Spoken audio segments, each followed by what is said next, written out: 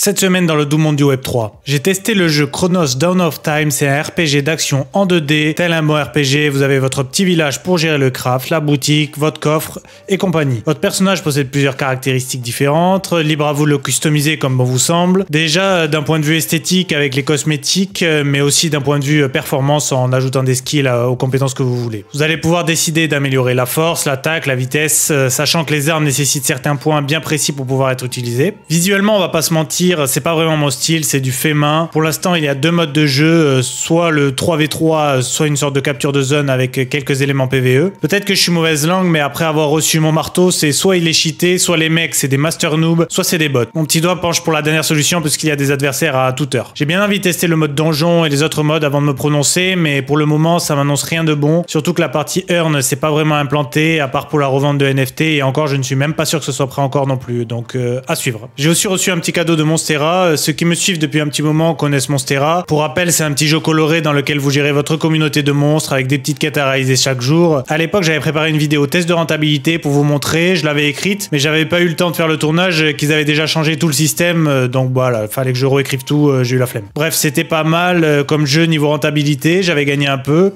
Je crois qu'il continue à build, mais je ne suis plus dessus et la rentabilité est devenue trop faible. Bref, j'avais aussi eu accès à une allocation au tout début pour investir sur le token et celui-ci est distribué des mois plus tard en fonction d'un calendrier. Et bien cette semaine, j'ai reçu quelques tokens pour une valeur de 100 balles, donc ça fait plaisir. Cette semaine, j'ai aussi fait un call avec deux créateurs de contenu pour créer un nouveau média. C'est autour de l'univers du gaming, des play to earn, de la blockchain. Je ne vous en dis pas plus pour l'instant, mais vous en saurez plus très vite. Mais je pense vraiment que ça pourrait vous plaire. On va passer à la partie chiffres. Sur Sunflower, j'ai pris le temps de calculer en live l'autre jour la rentabilité de si je faisais un roulement en plantant juste les premiers éléments. Donc si je plante toutes les carottes, toutes les pastèques, toutes les patates et tous les tournesols et que je synchronise quoi, en faisant ce roulement à l'infini, c'est pas rentable puisque la synchronisation coûte plus cher que la vente de tout ce que je viens de vous dire. Donc qu'est-ce qui me reste? Couper des arbres. Chaque hache coûte 0,0625 SFL. Donc si j'en vends 500, ça me rapporte 31 SFL. Sachant que sur le marché, ils vendent ça 60 SFL. Donc on va partir là-dessus, 7,50 $ au cours actuel du SFL,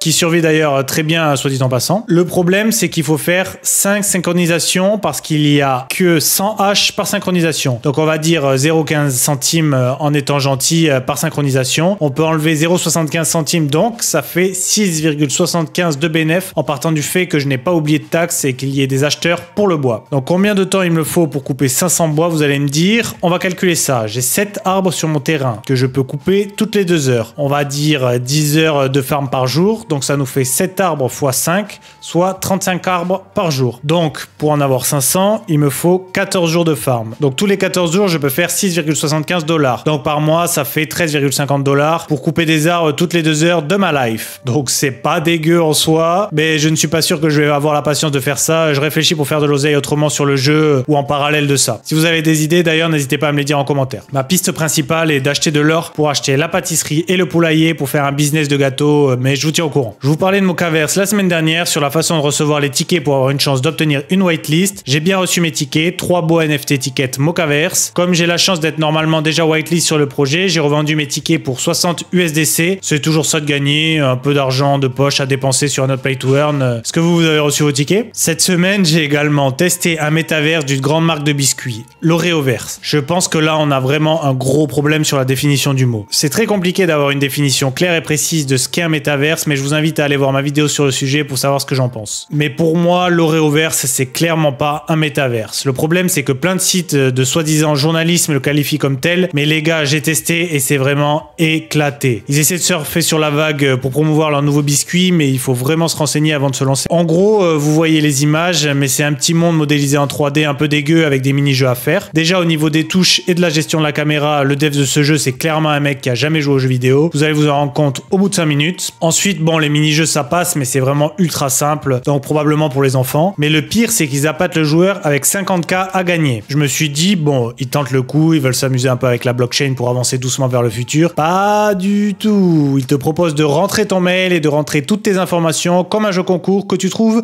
en allant faire tes courses au carrefour du coin. C'est vraiment contre-productif et prouve qu'ils ont rien compris au délire de métaverse.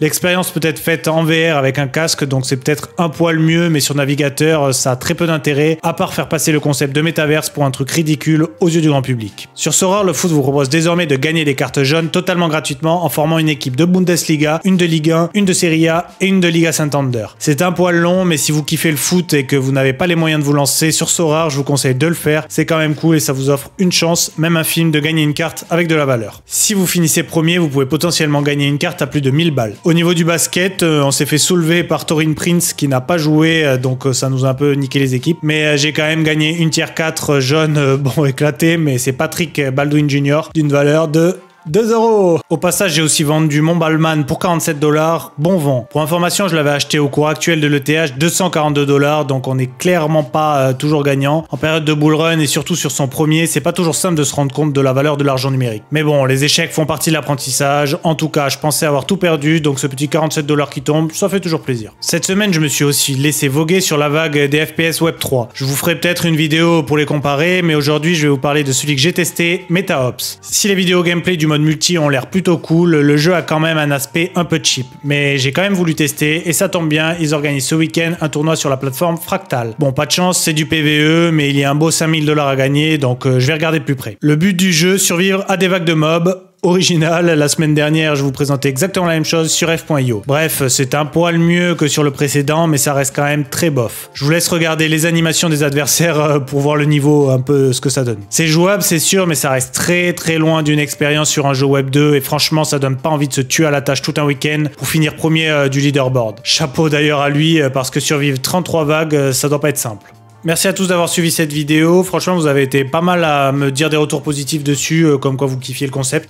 Et moi, ça me plaît de le faire, donc même si je fais peut-être un peu moins de vues dessus, je pense que je vais continuer à faire une hebdomadaire comme ça.